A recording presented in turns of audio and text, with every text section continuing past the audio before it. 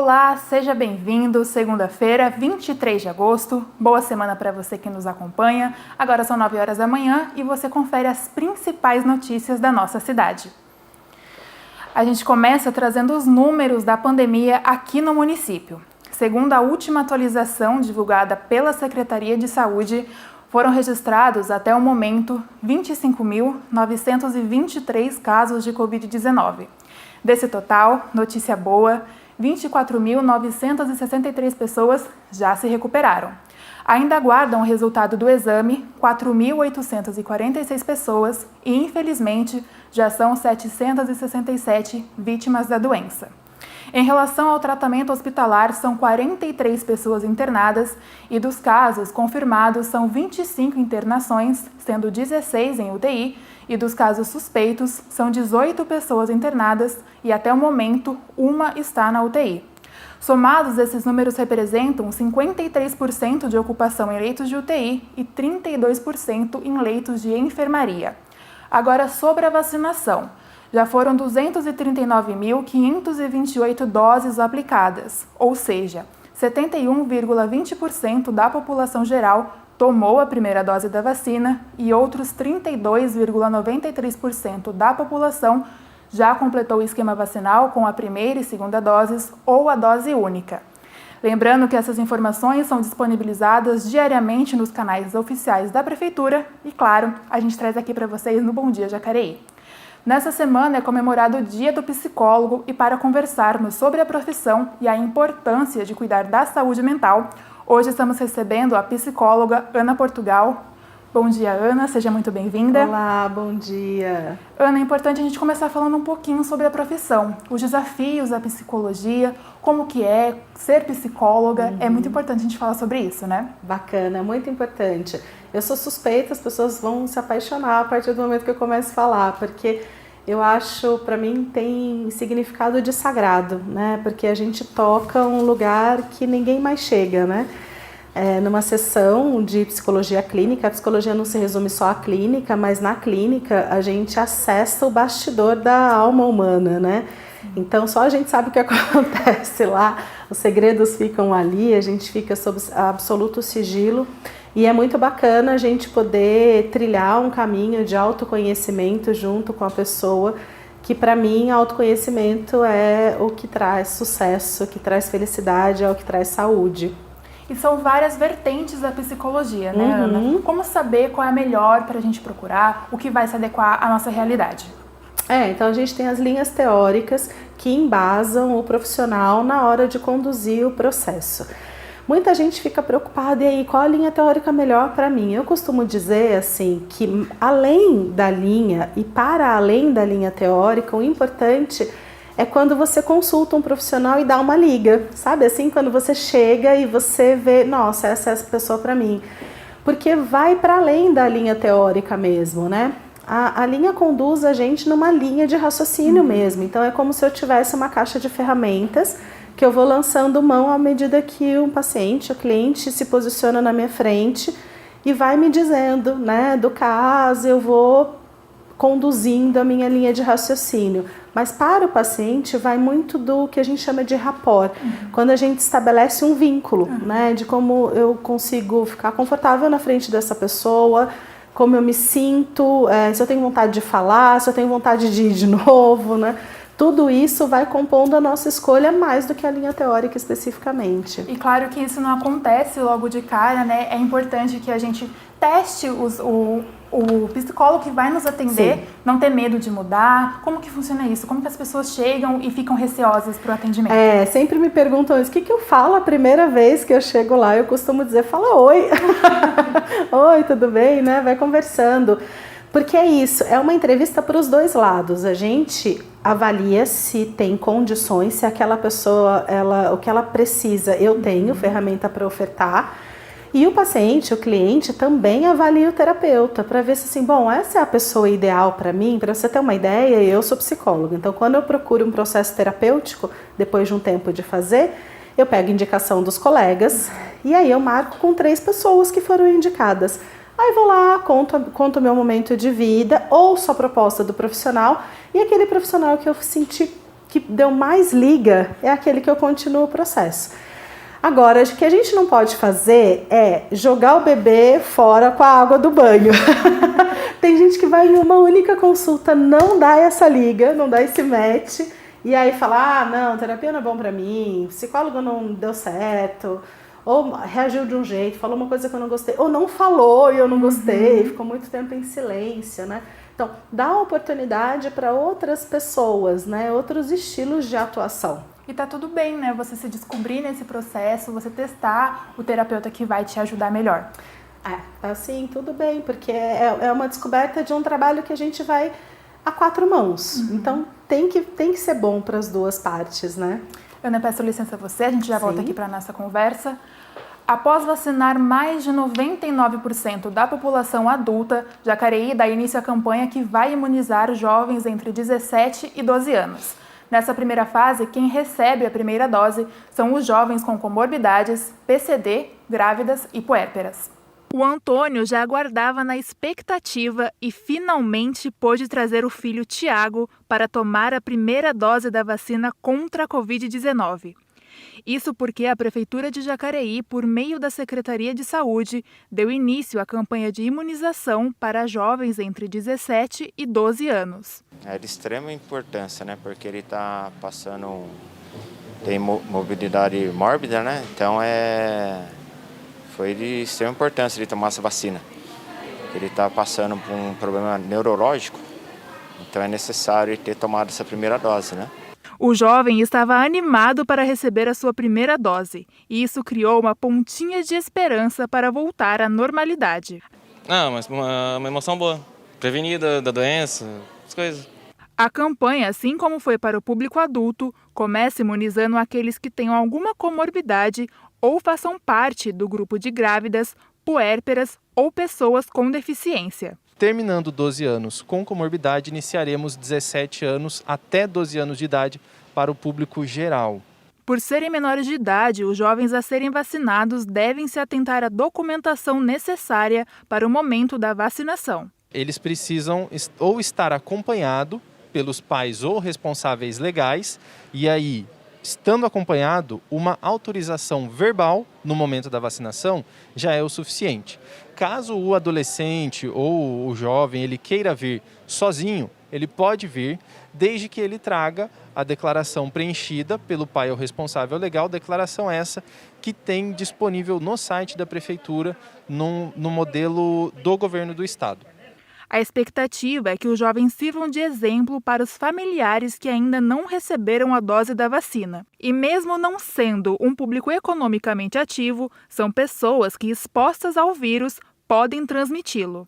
Mas é uma população que circula bastante no meio da sociedade.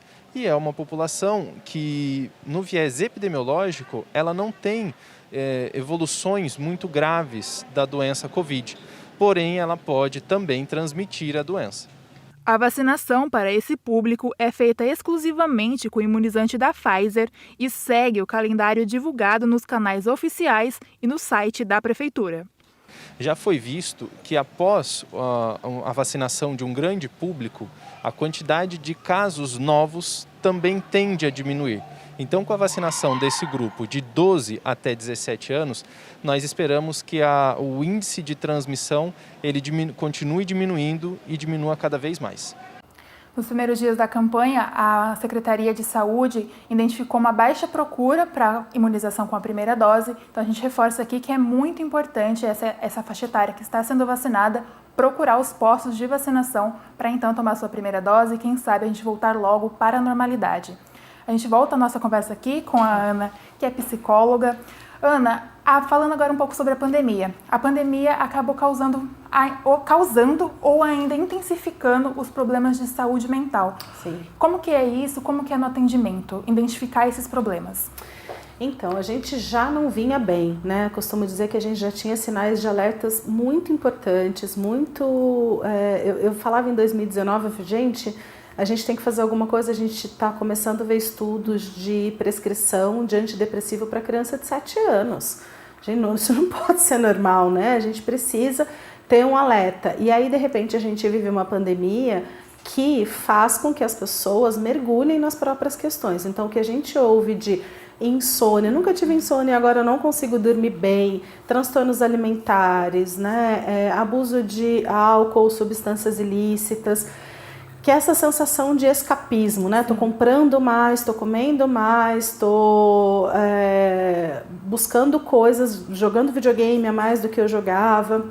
Então, assim, a gente observa no consultório, na clínica, essa angústia, né? Que não foi só produzida pela pandemia, mas foi absolutamente intensificada. Então a gente tem que olhar e tem que tratar, né? E às vezes, como você disse, às vezes eu comecei a jogar videogame mais, ou intensifiquei um pouco o consumo de bebida, e a pessoa não consegue identificar que aquilo é um problema, que aquilo está afetando a saúde emocional. Como que o psicólogo entra e atua nesse momento? Então a gente leva luz para onde está escuro e a gente embora assim, tá tudo bem a gente não estar bem, né? Então tá tudo bem porque tem tratamento e a gente consegue cuidar da pessoa. Se você já faz parte das estatísticas de ansiedade, de depressão, de burnout, respira, né? Tem tratamento médico e psicológico para isso, a gente está preparado para tratar. Agora, a gente não pode normalizar os sintomas. Então é normal viver estressado mesmo? É normal ter angústia na segunda de manhã e chorar antes de ir para o trabalho? É normal viver com taquicardia ou ansiedade? Não, não é. Então, na clínica, a gente vai desconstruindo essa ideia, porque a gente vive numa sociedade performática, né? Você tem que performar, e no começo da pandemia eu ouvi assim... Porque chegou a hora de você tirar os seus projetos da gaveta, faça um curso, aprenda outro idioma. Eu falava, gente, peraí, não é assim, né? A gente está iniciando um lugar que a gente não sabe onde vai dar, que a gente fala de morte no mundo, né? Medo de morrer, medo de perder as pessoas que a gente ama. E você quer que eu faça projetos, tire o projeto da gaveta? Calma, respira, deixa a gente viver um passo de cada vez, né? Isso acaba fazendo com que as pessoas tenham, às vezes, medo e vergonha de não estar produzindo e acaba, consequentemente, não procurando ajuda, né? Os relatos de pessoa com burnout são assim... Gente, mas como eu sou fraca, como eu sou fraco, não é possível que todo mundo tá aí fazendo 1000 coisas, trabalhando, lendo, estudando e atualizado em todas as informações e eu tô aqui, não consigo me levantar da cama, minha memória tá péssima, né? Então, assim, fica além de estar com vários sintomas, ainda ficou uma culpa. Porque eu devia estar acordando às 4 da manhã, treinando, fazendo, né, aula de japonês. Afinal, eu estou em casa. E abrindo um negócio. Exato.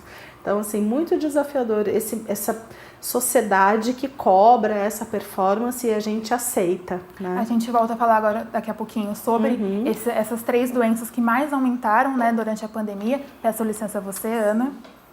O Instituto Federal de São Paulo, campus Jacareí, divulgou a lista de matrículas para a primeira chamada deferida no curso de formação de agente em educação ambiental.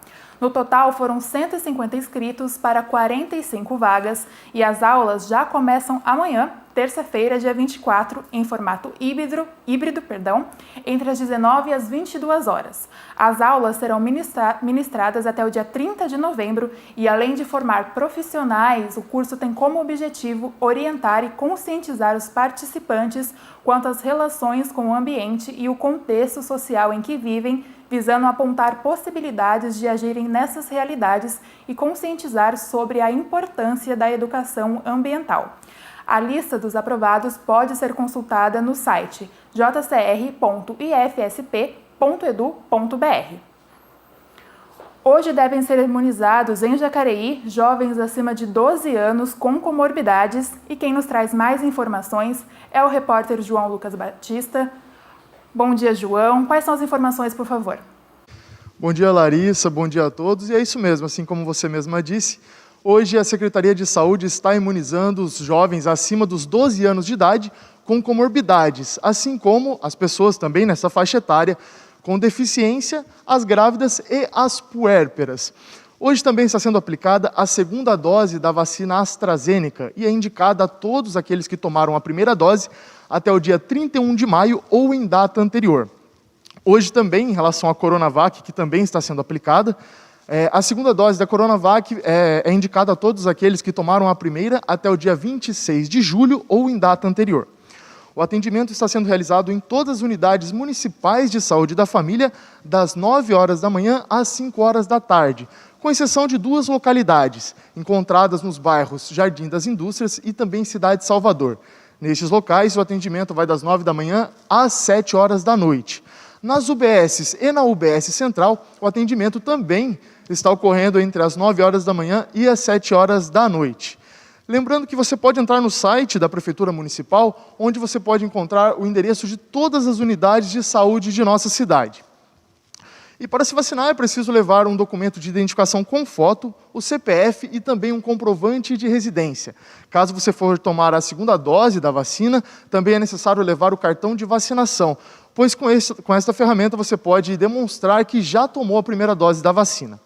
E também é importante salientar que caso você for se vacinar e tem alguma comorbidade ou é PCD, é necessário levar algum laudo médico que comprove esta situação. E caso alguma grávida for também se vacinar neste período, é preciso levar algum comprovante da situação gestacional e, puérperas, alguma declaração do nascimento da criança. E por fim, como lembramos todas as vezes em que fazemos um link, né, explicando a vacina, o calendário vacinal, você pode também, no momento da sua vacinação, doar 1 quilo de alimento não perecível. E este alimento será doado a famílias com vulnerabilidade social. Portanto, se puder, solidarize-se com a campanha e ajude. Volto com você, Larissa. Muito obrigada, João, pelas informações. Então, lembrando, primeira dose para jovens acima de 12 anos, com comorbidades, e também a aplicação de segunda dose da vacina da AstraZeneca e da vacina da Coronavac. Agora você vai conhecer a história da jovem Micaela, atleta paralímpica que precisa de uma nova cadeira de rodas e da construção de um banheiro adaptado em sua casa. Para isso, está realizando uma campanha virtual para arrecadar fundos. Mica é o apelido carinhoso da jovem Micaele Vitória, que tem 14 anos e é estudante do 9º ano do ensino fundamental. A história de luta dessa guerreira gigante começou já no nascimento. A Micaele nasceu de 5 para 6 meses. Daí ficou 4 meses na UTI, né? E de lá para cá nós estamos vencendo a luta, né, Mica? A Mica tem paralisia cerebral, apresenta dificuldades na fala e de locomoção, mas isso não é obstáculo para ela. Exemplo são as medalhas e os troféus que já conquistou na bocha adaptada. Em sua primeira participação nas Paralimpíadas, Mica foi medalha de prata. Um sonho que eu nunca imaginei que eu ia estar participando de jogos assim, né? E para mim eu pretendo participar de mais jogos. Os desafios para ir aos treinos, escola e realizar atividades rotineiras são muitos. Na casa dela tem uma escada e toda vez que é necessário sair, é preciso contar com a força da Roberta. E nas ruas, as barreiras continuam. A minha dificuldade já começa de dentro de casa para sair para a rua, né? Que já tem a subida. E, bom, e questão de calçada, é muito ruim mesmo, porque Jacareí não está. Transporte, assim, carro assim, de aplicativo não temos. Para se locomover, a cadeira é essencial. A que a Mica tem hoje levou quase 4 anos para ser conquistada por meio do SUS. E há 2 anos é sua companheira. Mas como a jovem está em fase de crescimento, foi preciso fazer adaptações. E mesmo assim, já está pequena. Para ter mais qualidade de vida, é preciso uma cadeira nova e uma reforma no banheiro da residência, tornando-o acessível. Para isso, mãe e filha lançaram uma campanha de arrecadação virtual. O dinheiro que a gente está pedindo na vaquinha é para poder comprar uma cadeira motorizada para ela, para dar assim, uma vida melhor, sabe? Por causa que essa aqui tá muito ruim para mim, tá me apertando e ela já tá ficando ruim, daí a gente vai usar para comprar uma cadeira motorizada para mim e construir um banheiro adaptado. O objetivo é arrecadar R$30 mil, 24 mil para a cadeira de rodas e 6 mil para a reforma do banheiro. Toda doação é bem-vinda, sejam centavos ou centenas de reais, podem ajudar a Mica a conquistar mais uma vitória e seguir sonhando. Tô pensando em me formar em veterinário. Nunca desisti do seu sonho que você acreditando, você sempre chega no seu objetivo. Recado forte da Mica para a gente nunca desistir dos nossos sonhos. E a gente volta aqui agora para falar um pouquinho mais sobre psicologia com a Ana Portugal. Ana, a gente estava falando sobre as questões emocionais, né? O Brasil é um dos países que mais tem casos de ansiedade e depressão. E agora, durante a pandemia, a gente viu um assentamento sobre o burnout. Sim. Como que é isso? O tratamento? Como que as pessoas percebem que estão com essas doenças? Então, o exercício todo, independente se você está em tratamento ou não, começa com autoconhecimento. É olhar-se, perceber-se. A gente sabe que a gente não está bem. A gente sabe que precisa de ajuda, né? Mas a gente muitas vezes nega isso, ou porque vive no automático, ou porque a gente esbarra em preconceitos que é inacreditável a gente falar, mas ainda existem, né? Então, assim, quando eu percebo que tem algo fora, né, do eixo, não tenho dormido bem, não me sinto bem, tenho ficado ofegante durante o dia, esses são sinais da ansiedade, ou minha memória já não é mais a mesma, o trabalho me dá taquicardia, um sofrimento muito grande, eu chego na porta, aquilo gera um sofrimento intenso. Tem algo fora, né? Não tá dentro do que é esperado. E tem tratamento, então preciso procurar ajuda médica e psicológica. O médico vai avaliar para ver se tem a necessidade de entrar com uma intervenção medicamentosa, né? E é engraçado quando a gente encaminha paciente para um psiquiatra e fala, ai, nossa, mas ou é loucura, ou então, nossa, mas é psicológico, eu vou ter que tratar. Eu falo, gente, ninguém quando tem um problema cardíaco fica, nossa, meu coração fracassou. Sim. Gente, meu coração que fracassa, esse coração que fraco. A gente vai, faz o tratamento e nem questiona a medicação, né? Sim. Então, psicologicamente, isso é diferente, né? Então, a gente precisa estar atento aos nossos sinais de alerta, né? Precisa ficar atento a isso mesmo, para entender que, olha, preciso de ajuda e tem ajuda, né? Assim, a gente consegue tirar a pessoa de um quadro de burnout.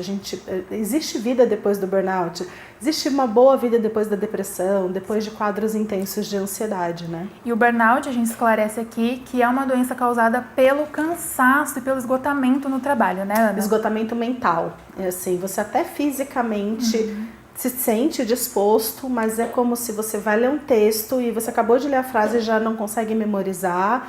Você tem uma irritabilidade muito grande, né? Um esgotamento, mesmo que eu durma a noite inteira, eu acordo de manhã com a sensação de que eu acabei de deitar. Então, parece que eu não recupero. Eu levo a minha mente para um estado de estresse tão grande que ela desaprende a descansar. E a gente vê isso acentuado porque as pessoas estão no home office e elas acham que precisam render muito mais do que elas rendiam no trabalho presencial, né? Como que é tratar isso e esclarecer que não é assim, né? Não tem ninguém bem na situação que a gente está. Então, como que é isso, Ana? Então, tem algumas intervenções que a gente pode fazer junto ao paciente e junto às empresas, os empregadores, né? Eu dou consultoria em empresas, então eu tenho falado muito de saúde mental para lideranças dentro das empresas.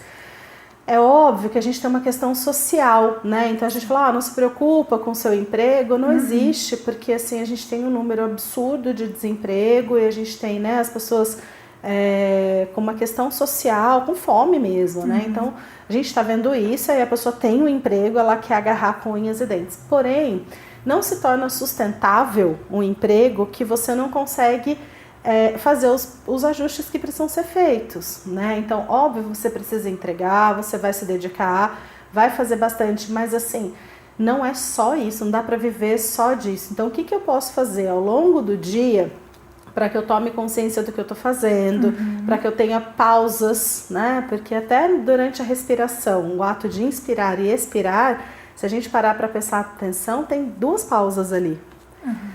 Eu inspiro, faço uma pequena pausa. A hora que eu expiro também tem uma pequena pausa. Então, assim, essa é a natureza do organismo contando pra gente. Ninguém trabalha desenfreado sem pausas. E eu não tô falando para tirar 3, 4 horas de almoço. Eu tô falando para estar consciente onde está, né? Então, esse exercício da respiração, da conscientização, né? Ouvir uma música que acalme o seu sistema. E a gente vai ter que pensar em várias alternativas que trazem a gente para o eixo. É importante também não sofrer em silêncio, né? Se você tiver esses sintomas do burnout, procurar o seu empregador e relatar o que está acontecendo, né? Procurar o empregador, procurar um médico, procurar um psicólogo, né? São as pessoas que a gente aciona para fazer uma avaliação, para entender que nível que eu estou, né? O que está acontecendo comigo? Eu não era assim. E estou assim a partir de agora. Tratar isso como, todo mundo está assim, então é isso mesmo, a vida adulta é essa mesma, é muito perigoso, né? Eu peço licença a você. A gente volta a conversar daqui a pouco com a Ana. Nós vamos para um breve intervalo e voltamos já.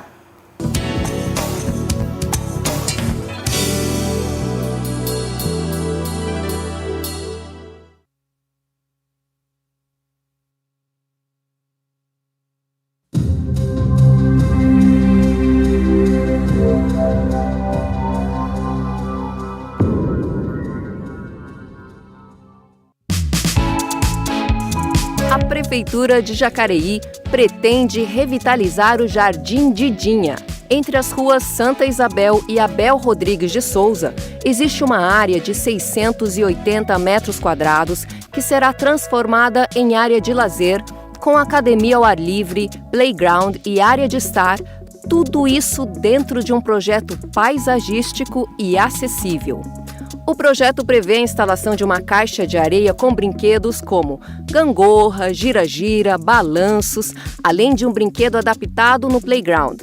Todas as instalações acessíveis serão conforme as determinações da Lei Brasileira de Inclusão da Pessoa com Deficiência. E, para que pais e responsáveis fiquem próximos às crianças, haverá também bancos, mesas e lixeiras. O projeto contempla paisagismo que inclui o plantio de espécies nativas capazes de suportar encharcamentos do solo e períodos de seca, e toda a iluminação será de lâmpadas LED. Quer saber mais sobre este projeto de revitalização do Jardim Didinha e fazer a sua contribuição? Envie um e-mail para participajacareí@jacareí.sp.gov.br e fique atento aos canais de comunicação da Prefeitura. Acesse o portal da Câmara Municipal de Jacareí. Opine sobre os projetos dos vereadores. Acompanhe o portal Transparência, os dados do Fiscaliza Jacareí e encaminhe suas dúvidas e sugestões ao Poder Legislativo. No site, assista toda a programação ao vivo da TV Câmara Jacareí, canal 39.2 UHF. Portal da Câmara Municipal. A cidadania em suas mãos. jacareí.sp.leg.br. Você tem um projeto artístico e quer vê-lo na TV Câmara Jacareí? Então mande pra gente. Se a sua produção for selecionada, você vai vê-la rodando no programa Arte da Gente, um espaço para você divulgar o seu talento. Pode ser música, teatro, contação de história, fotografia ou outra produção artística que já esteja pronta para ser exibida na TV. Escreva para tvcamarajacareí@gmail.com com o título Arte da Gente. Arte da Gente. Estreia toda sexta-feira, às 9 da noite, com reprises ao longo da programação.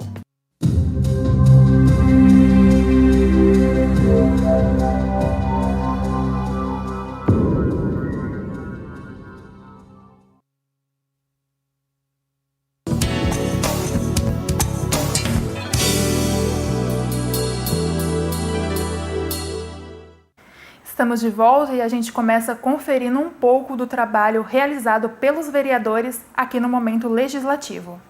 Primeiro destaque de hoje, do vereador Valmir do Parque Meia Lua, do DEM. Ele enviou pedido de informação ao prefeito Isaías Santana sobre a mudança de itinerário e retirada de horário da linha Circular 2, que fica lá no Campo Grande, na região sul da cidade. Próximo destaque.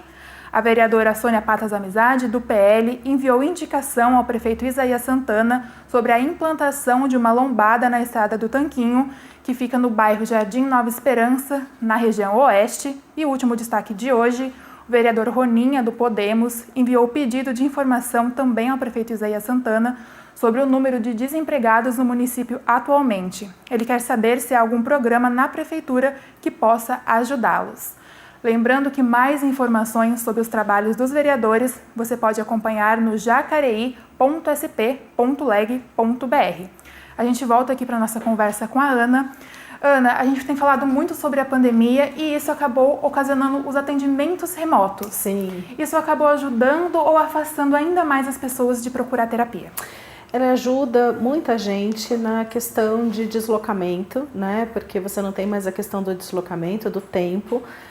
E também a dificuldade de chegar até lá no consultório ou então pagar um estacionamento, que acaba com tudo isso. Por outro lado, a gente tem um desafio de que precisa que a pessoa tenha um lugar sigiloso, porque dentro da nossa clínica a gente garante o sigilo, mas fora eu preciso de uma boa conexão com a internet e preciso que essa pessoa possa se expressar, falar o que quer, o que sente, livremente, sem medo de ser ouvido, né? Então é comum a gente orientar a paciente a falar dentro do carro, que é uma bolha, né? Que só a pessoa tá lá, então tem gente que vai para o carro para fazer a terapia. Então fica muito mais acessível, até porque a gente teve uma série de programas de psicólogos que se juntaram para atendimentos pro bono. Pro bono é um atendimento gratuito para contribuir com a sociedade nesse momento tão desafiador. Então, deu acesso para bastante gente, mas a gente esbarra nessa questão, que eu preciso ter minimamente um celular ou um notebook ou um computador com acesso à internet, né? E aí entra a questão também de falar sobre os relacionamentos que vivem em casa com as pessoas estando dentro de casa. A gente tem ouvido relatos de pessoas que sofrem relacionamentos abusivos, relacionamentos tóxicos, e às vezes não é nem só relacionamento amoroso, né? Como que é isso, Ana? Você tem ouvido muita queixa sobre esse assunto? Como que está durante a pandemia? A gente tem muito caso de violência doméstica assustadoramente aumentado, né? Porque se a gente tem uma população em estresse e medo, porque eu fico imaginando, se a gente tivesse um aferidor mundial de emoção, a gente estaria vibrando no medo. Medo de perder o emprego, medo de passar fome, medo de morrer, medo de perder alguém que a gente ama, então medo de uma série de questões, né? O medo faz com que a gente dispare uma série de comportamentos. Tem gente que fica mais inibido, tem gente que fica mais depressivo e tem gente que fica mais agressivo, né? Imagina tudo isso focado dentro de um mesmo lar, né? Então, as relações que já não estavam vindo bem, parece que veio para o palco uma série de coisas que a gente tinha que discutir. Então, há que se ter bastante maturidade, bastante paciência, para que a gente possa levar a nossa vida conjugal, com os filhos, com os pais, né, com os irmãos, de um patamar X para 2X, né? Então, a gente pode expandir o grau de consciência, a qualidade das nossas relações, a partir das conversas, eu gosto muito de usar a comunicação não violenta, né, onde eu apresento o que eu sinto, o que acontece comigo, né, o que eu tinha de necessidade em relação a você, e como que a gente pode fazer para daqui para frente organizar o que está acontecendo. Agora, as pessoas conversam pouco. É muito comum ouvir no consultório as queixas familiares, né, porque devia ter feito isso, sabia que tinha que ter feito, mas sabia como? Você acha que sabia ou você declarou a sua necessidade?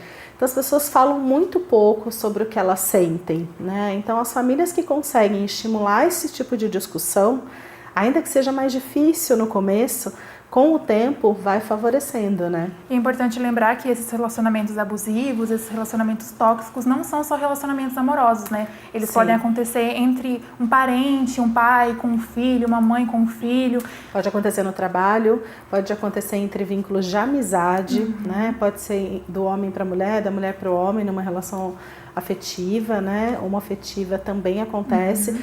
O que a gente precisa ver é que, assim, relacionamentos tóxicos adoecem a gente. E quanto mais a gente vai, né, nutrindo essa toxina, mais a gente vai se distanciando da gente mesmo, mais sofrimento.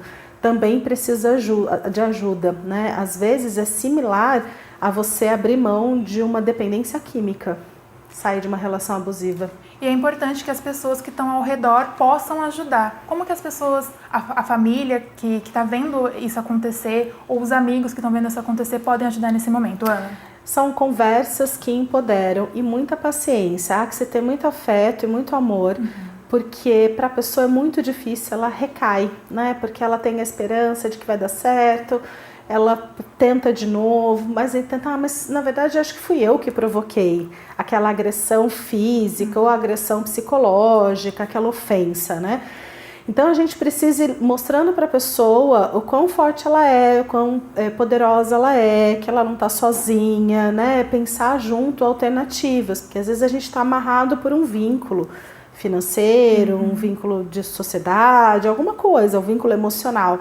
Então o que mais ela tem, né, para fazer? Até porque, gente, é assim, uma relação que fica só despertando o que eu tenho de pior não pode ser boa, né? Sim. Eu preciso estar cercada de pessoas que despertem o meu melhor lado, né? A maior parte do tempo eu preciso dessas pessoas, né, que vão despertando a minha luz, não a minha sombra. Aí peço licença a você, daqui a pouco a gente volta a falar um pouquinho sobre a psicologia na saúde pública. A gente volta a falar agora sobre o Cadastro Único aqui no Bom Dia. A Prefeitura de Jacareí, por meio da Secretaria de Assistência Social, convoca as famílias cadastradas no CAD Único e que estão na lista para realizarem a atualização cadastral. A medida é necessária para que as famílias continuem recebendo benefícios sociais do governo federal, pois é um instrumento que possibilita a identificação socioeconômica das famílias de baixa renda e que pode ser utilizado para diversas políticas e programas sociais, como o programa Bolsa Família, Tarifa Social de Energia, Carteira do Idoso, Casa Verde e Amarela, isenção de taxa para concursos públicos, entre outros. Para consultar o cadastro, acesse o site jacareí.sp.gov/cadastro único ou então ligue nos telefones 3953-8476 ou 99231-2192. A Prefeitura de Jacareí abriu vagas para a participação do Conselho Gestor de Saúde. E quem nos traz mais informações é a repórter Isabela Correia. Bom dia, Isa. Quais as informações, por favor? Bom dia, Larissa. Bom dia a todos que nos acompanham aí de casa. Hoje é o último dia para se inscrever no Conselho Gestor de Saúde, que prevê a participação popular na organização e funcionamento das unidades de saúde pública aqui da cidade. Os candidatos podem se inscrever para a participação na UBS, que são as unidades básicas de saúde, e nas unidades municipais de saúde da família, além das unidades gerais como Santa Casa e São Francisco. Para isso, é fundamental que o participante, um inscrito, seja usuário do Sistema Público de Saúde inscrito. Os interessados devem formar uma chapa com 4 pessoas, 2 suplentes e 2 lideranças para participar das reuniões mensais. A inscrição acontece de forma presencial na unidade inscrita até hoje, das 9 horas até as 4 horas da tarde. Lembrando que a representação da sociedade civil é lei e essa representação ela é renovada a cada 3 anos. Para quem for se inscrever agora, a votação vai acontecer nos dias 30 e 31 de agosto. Para mais informações, basta entrar no site da Prefeitura, jacareí.sp.gov.br. Em caso de dúvidas, ligue nos telefones 3955-9764 ou no telefone 98854-6305. Volto com vocês aí no estúdio. Muito obrigada, Isa, pelas informações. E a partir de hoje, dia 23, a unidade do CREAS-1, Centro de Referência Especializado de Assistência Social, passará a funcionar em um novo endereço, localizado na rua Nicolau Mercadante, número 99, no centro da cidade. O novo prédio é maior e receberá novos equipamentos, proporcionando mais qualidade na prestação de serviços aos usuários. Lembrando que o CREAS é uma unidade pública da assistência social que atende pessoas que vivenciam situações de violações de direitos ou de violências. Então, reforçando, o novo endereço fica na rua Nicolau Mercadante, número 99, no centro da cidade. Jacareí registrou números positivos no combate à criminalidade e câmeras do COI e parceria entre as secretarias municipais foram fatores determinantes para o aumento da segurança. Jacareí registrou uma melhora significativa no combate à criminalidade. Os índices considerados históricos estão relacionados à redução de crimes contra a vida e o patrimônio. Nós acreditamos que boa parte desses índices que nós conseguimos atingir nesse primeiro semestre é devido a essa sinergia, esse trabalho em conjunto com a Polícia Militar, Polícia Civil e sem contar com a nossa Guarda Municipal, que vem também empenhada em preservar a ordem e a segurança no município. Dados da Secretaria de Segurança do Estado de São Paulo apontam que o número de vítimas de homicídio no município diminuiu cerca de 45%.